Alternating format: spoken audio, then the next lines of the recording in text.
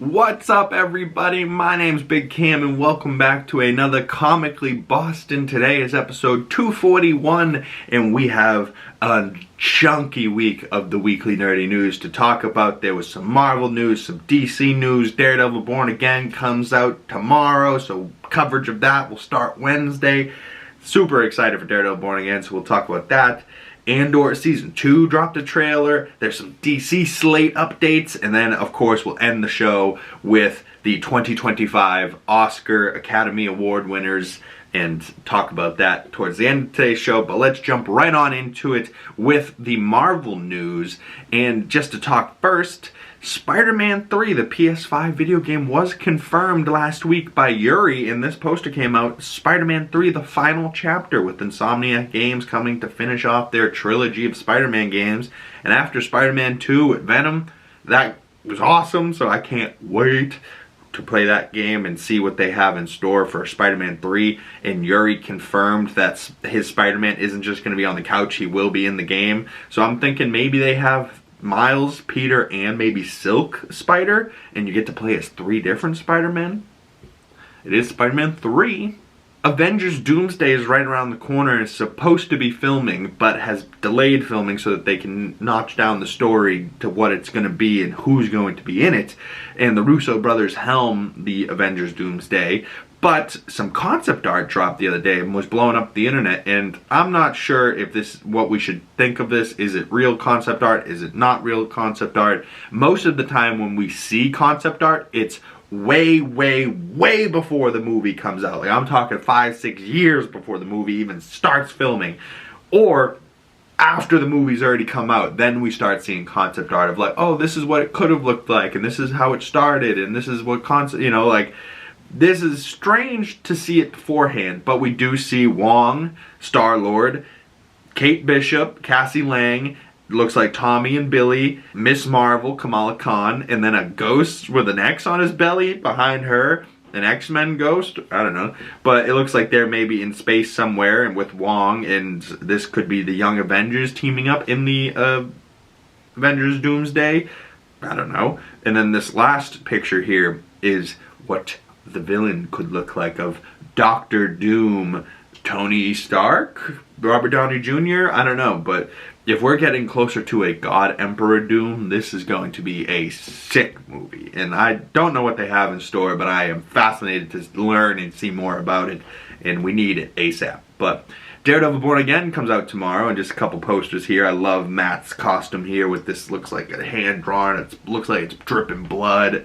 This one here with the Kingpin of Crime and the Devil of Hell's Kitchen, and the two of them, oh, that one looks really good. The side-by-side of the two of them, and it's like Daredevil Born Again, the Devil's Work is Never Done, and it's like Muse art, and over Matt's right shoulder on the left side of the screen, you can see like a almost like a screaming face, and then it says, "Is not what you see." I don't know, it has some type of writing behind it, but very interesting stuff. I mean, I cannot wait to see what Muse has in store. And speaking of Muse, we have our first look at Muse here. In like his eyes, the way that his eyes are glowing red behind the mask. And we still don't even know who's playing Muse, right? It could be like this crazy actor. But, oh my god, dude, the red glowing in his eyeballs as the camera's getting this like bokeh lens flare from the light in the background. This show is going to look great. It's going to be great. I am so excited. Now, we know John Bernthal's Punisher is returning as well. And it also was just announced recently that a special presentation, which I've been itching for another special presentation ever since Werewolf by Night and Guardians of the Galaxy. So if this is the route we're going for special presentations, I am not mad at all. Just expanding and exploring a character that's going to be in someone else's show just a little bit further. Maybe an hour, hour and a half, doesn't matter how long it is. Just a quick little one-off special presentation of John Bernthal's Punisher that he himself is working on with Brad Winderbaum. I don't know, but we know that he is going to be wearing his white Black Skull official Punisher outfit when it comes to Daredevil Born Again. And as far as Charlie Cox is, you know, showing up, I love that for him, and I have been doing Netflix's Daredevil breakdowns, season 2 and season 3 will be coming out eventually. Season 1 is already on the channel. Didn't do a whole lot of views, but it's an hour and a half video. But it's 13 hours worth of episodes in an hour and a half. So, you know, I can save you a whole bunch of time if you want to check those out, but that's up to you. Video already out on the channel, but Season 2 and Season 3 will be coming for anybody that wants to know, that hasn't seen the show, all the little details they might have missed heading into Daredevil Born Again. And we now have, what, 6-7 weeks of Daredevil Born Again. Very exciting stuff. 9 episodes. I'm hyped. I'm pretty sure episode 1 and 2 premiere tomorrow night. So, very exciting stuff. But 2025 upcoming Marvel projects. We have March 4th, which is tomorrow, Daredevil Born Again. May 2nd, Thunderbolts. June 24th, which I didn't think it was in June, but confirmed. June 24th, Ironheart. July 25th, or 26th, the 25th might be the Thursday date. July 25th, Fantastic Four First Steps. August 6th, Eyes of Wakanda animated show. Then in October, we're getting Marvel Zombies, which should be dope. And then around Christmas time in December, we're getting a Wonder Man live action show, which kind of is exciting. We got 2 live action movies. We already had Captain America Brave New World, so we're getting 3 live action movies. Looks like 2 live action shows. Or no, 3 live action shows, Ironheart. And then we just had Your Friendly Neighborhood Spider-Man and Eyes of Wakanda and Marvel Zombies. So we're getting 9 Marvel projects, 3 animated, 3 live action shows, and 3 live action movies. And that's, let alone if Sony has anything to do with it. I mean, we did get 4 last year, not including shows, just in movies, but 3 of them were Sony, so nobody cared. But, you know, we did get Deadpool and Wolverine last year. That was kind of cool. I love this poster for Daredevil Born Again, too. Him with, like, we're going to see him swinging through the city and, like, using his cables. I really love that. I also might be watching The Defenders, maybe covering on the channel, maybe just, you know, talking about and just checking out for myself so I know if there's any Easter eggs in Born Again, or these characters of Iron Fist, Jessica Jones, and Luke Cage might come back. I know Luke Cage, his show I've seen, and Iron Fist I've seen. Iron Fist I didn't really love, but Danny Rand's alright. Luke Cage I actually liked quite a bit. Jessica Jones, I'm only 1 season in, and I'm at like episode 12, I'm about to finish season 1, and I'm fascinated by her. But the whole season, they don't tell you how she got her powers, so the whole time I'm just trying to figure out how the hell she got her powers, and then like how the hell it all ends up in Defenders, and how Matt ends up there, right? I had only ever seen Netflix Daredevil 1 through 3 and Punisher, so I was like, how's this connect at all? Like, season 2, then of Daredevil, I think, heads into Defenders, and then season 3 picks up after Defenders. So if you didn't watch Defenders, there's, like, you start season 3 and you're like, I feel like I missed something. And you did. You missed something great. You missed Defenders. So I'm going back and checking that out myself. But comment below, have you seen it yourself? And we also have some exclusive entertainment images from Josie's Bar here with Eldon Henson, Foggy. I'm so glad to see him back, but the rumor has it that he might die in one of the earlier episodes. I will be so mad if they kill Foggy off. Also, Karen Page, Deborah Ann Wolf. Love to see her back, and she's in some courtroom of some sorts. She's got a scowl on her face, but between Karen, Foggy, and Matt, that's my favorite parts of Daredevil, and I cannot wait to see more of them. But moving on to the next topics at hand and heading into some Star Wars news. But first, this poster of Tom Hardy's Havoc. No Law, No Disorder. And a trailer came out the other day, but this will be on Netflix April 25th. I didn't check out the trailer, but, you know, Tom Hardy, this poster, honestly looks like just a poster from Venom 3 The Last Dance poster. Like, does it not look like exactly like that poster? I don't know. But just from the police lights in the background, the fire, it looks like maybe Tom Hardy's going to be a cop of some sorts, or, you know, going up against the cops. I don't know. But Tom Hardy, if any Tom Hardy fans out there that saw this trailer, are you excited for Havoc? It is 2025, which means it is the 20th anniversary of Revenge of the Sith, Star Wars Episode 3, and it returns to theaters April 25th, same day as Havoc comes out on Netflix, ironically. But this movie was probably one of the only ones that I saw in 2005 when it came out, because I was probably just old enough, and it was such like a moment that my mother was like, we gotta go. But I just saw Phantom Menace last year for the 25th anniversary, so I think I have to go see this in theaters for the 20th anniversary, just for the memes, you know, just for the memories and the sakes of just being like, I saw that in theaters and I remember it, you know. Also, some Star Wars stuff coming out soon, around April 25th.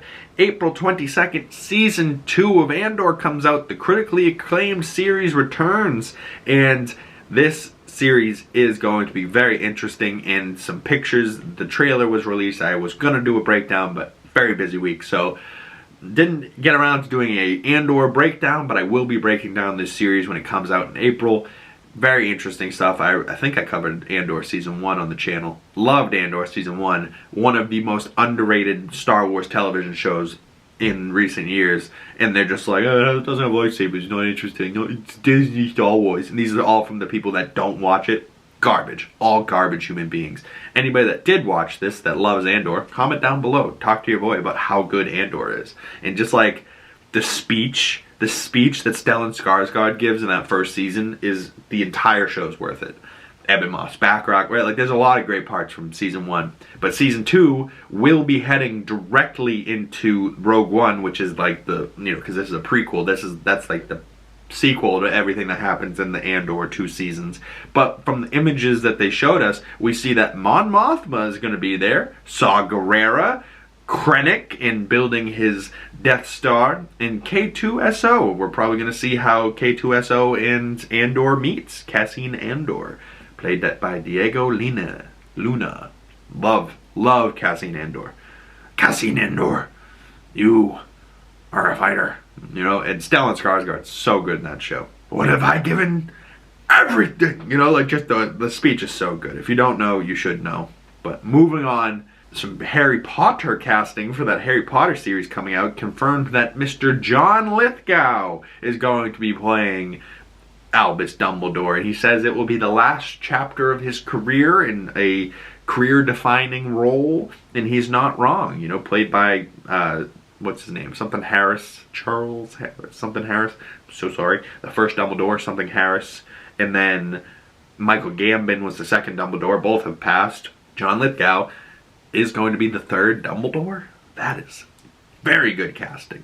And if that's the type of casting they're making for a Dumbledore, I am fascinated to see where this series could go.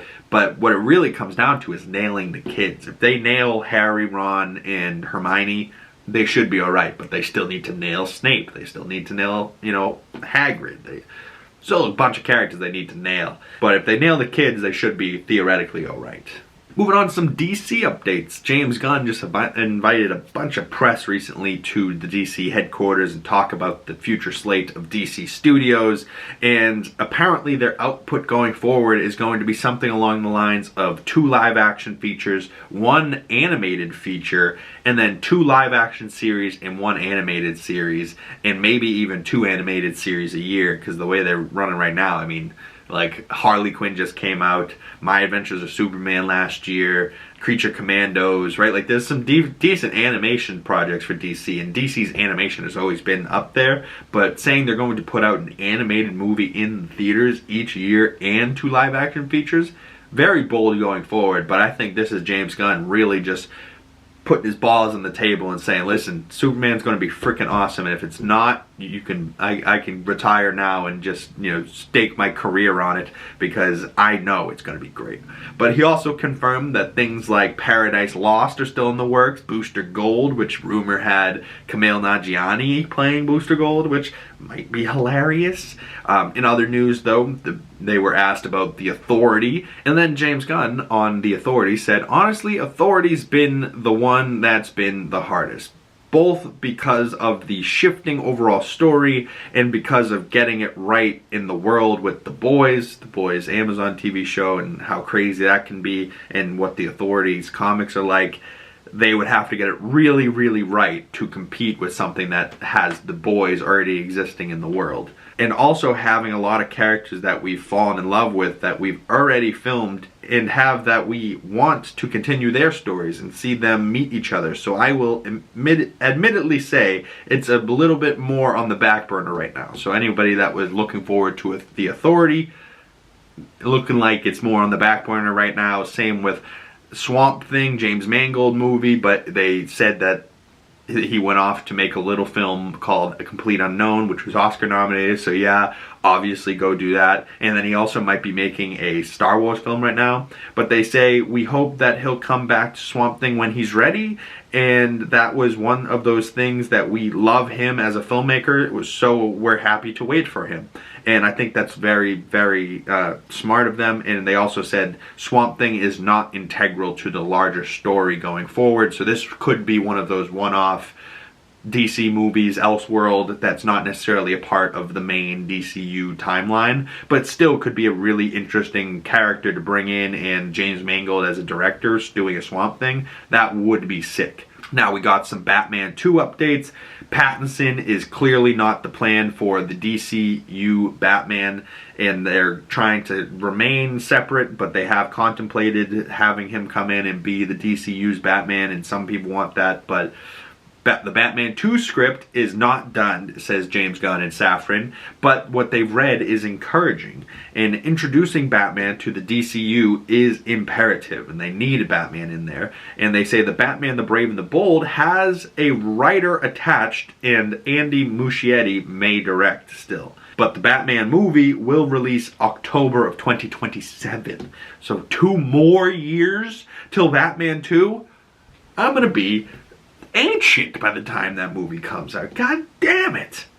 Oh well, we'll be here. And I hope maybe we get a Penguin Season 2 stuffed in there before the Batman 2. You know, it would be sick.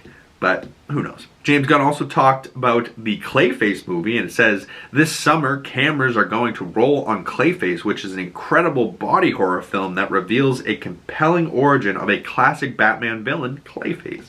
This is another title that we added to the slate on the strength of an exceptional screenplay by Mike Flanagan. I think some of you are probably aware that we're in negotiations with James Watkins now to direct, and we'll start casting this as soon as we have the director deal done, and we'll shoot this summer. It's slated for a fall 2026 release. So the Clayface movie is being made, but there was also rumors that Daniel Radcliffe was this Clayface, and James Gunn debunked those, saying Daniel Radcliffe was not talked to, and they haven't even started the casting process, so that's fake news. Which is one of the only things that James Gunn does on Twitter that I absolutely love, where he all of a sudden, you know, he'll just tweet back at people and just be like, this is false, this is wrong. You know, you're not spreading fake news about my universe out there. Where Marvel just kind of lets the fake news circulate, and then whatever comes out, and, you know, creates more news. But they don't manage expectations, where James Gunn goes, no, you're heading in the wrong direction, this is the direction we're going, you know, like, he keeps everyone centered. We also found out more about the Lanterns TV show, saying, we just started shooting with HBO and Warner Brothers, and that is another really marvelous team of Tom King, Damon Lindelof, and Chris Mundy, and they have been doing marvelous work. I've been watching the dailies with that. It is so cool because it's connected to Superman, because we've got Guy Gardner in that, and we're got these Green Lanterns over here, and it's just such a different tone from what Superman is, and that's exactly what I want to bring. The DCU is to be able to have these very different films and television series that are still a part of the overall connected world. So, you know, saying, even though they're going to look completely different, they're still connected, which is still great, and one of the favorite things about DC. They don't need to look the same. They can look completely different. One can be beautiful, colorful Metropolis, dark and gloomy Gotham. When they meet, we love it, right? Like, they don't need to be the same. They need to be different. They also told us that a animated My Adventures with Green Lantern, so probably in the same universe as My Adventures with Superman, which is honestly a pretty damn good animated TV show where Superman is voiced by Jack Quaid, which is hilarious. But My Adventures with Green Lantern, and then another animated series coming, very excited for that, and the fact that it's going to be 2 different shows but connected in the same universe, very cool. And then we also got James Gunn released this image of the first look at the Green Lanterns filming, and we see that Kyle Chandler, who's playing Hal Jordan, has that ring on his right hand. We don't necessarily see, God, I'm blanking on his name. Jon Stewart, the actor's name. Nope, lost it. Aaron Pierre, there it is. Rebel Ridge. I knew I had it in there somewhere. I just had to think about it for a second. But he looks great as Jon Stewart and Kyle Chandler, the two of them. Somehow, some way, I think I'm gonna love seeing them on screen, and if it's got this kind of true detective vibe, I'm into it. But also, why are they out in the middle of a desert just walking through the middle of the road? Who knows? But James Gunn says that there is a plan with all of his Superman and DC movies, even though if they seem like they might not be connected, there is a plan heading to an overall arching story. So James Gunn's DCU Justice League, oh, I'm so excited to see what that full lineup will look like eventually, and how much better and how much more comic book accurate it will look than Zack Snyder's. It's going to be great. He also released this image the other day, another image of Superman with his boots emerged in snow and the cape flowing in the wind. He also released this image from set of Peacemaker Season 2, the back of John Cena's Peacemaker's helmet, and just the way the helmet reflects light and how it looks. But I actually loved Peacemaker Season 1, so Peacemaker Season 2 I am looking forward to quite a bit. But now to get into the Oscar winners. 2025 Oscar winners in all of the 23 awards over the last night. I'm going to run through them as quick as possible and then talk about the big winners of the evening at the end. First award of the night was given to Best Supporting Actor Kieran Culkin for Real Pain, but the show started on this beautiful Wicked performance with Ariana and Cynthia Erivo, and it was really a beautiful start. And then Conan's monologue was hilarious. They did this bit with Adam Sandler in his hoodie and his terrible clothes. He's the only one in the entire place not dressed up in a shirt and tie, and they made him leave. No, he left. Conan made him leave.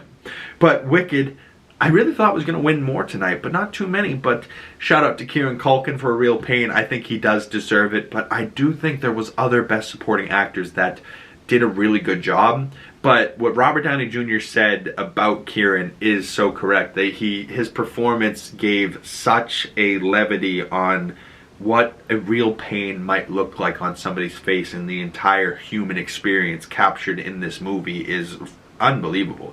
You know, and the movie itself's not that great, but Kieran Culkin in that movie is great, and that's undeniable. Why? Because now he's an Oscar winner. Congratulations. And I hope that his wife gives him a fourth child. Next up won Best Animated Film, which I just watched and reviewed on the channel recently. Go check it out, called Flow. Shout out to the directors of Flow and all the people involved. That movie was awesome and definitely worthy of winning Best Animated Film. Best Animated Short went to In the Shadow of the Cypress. Best Costume Design went to Wicked, Paul's Tazwell. Honestly, the costumes in Wicked are phenomenal, so much deserved. Best Original Screenplay went to Anora, Sean Baker. One of many awards for Anora this evening. Best Adapted Screenplay went to Conclave.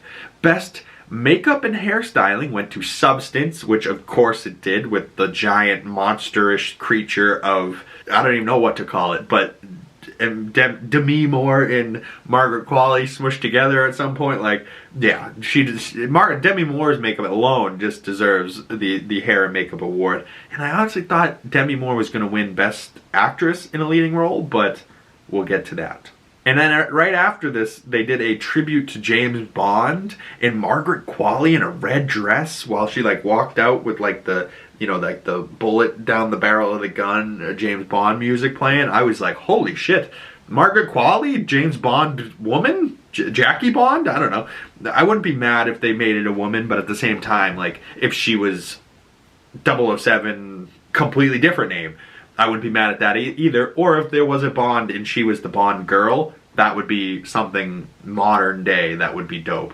Where Halle Berry said it best, every generation has their own Bond, which for me it was Halle Berry growing up, you know what I'm saying? But then, you know, now later years it's been Daniel Craig, so I almost forget the Pierce Brosnan ones. I have to go back and watch those. Comment below, would you want to see a rewatch of all the James Bond movies? But also during this performance, Lisa performed, Doja Cat and Raye, so it was a good little tribute to James Bond, the only like musical performance of the night, other than Conan. But Best Film Editing went to Anora and Sean Baker. Best Actress in a Supporting Role went to Zoe Saldana for Emilia Perez, which was one of the only awards won for Emilia Perez in the night. They won 2, so, you know, not too many, but I'm glad Zoe won, for sure. Best Production Design went to Wicked. Best Song went to El Ma for Emilia Perez. El Ma.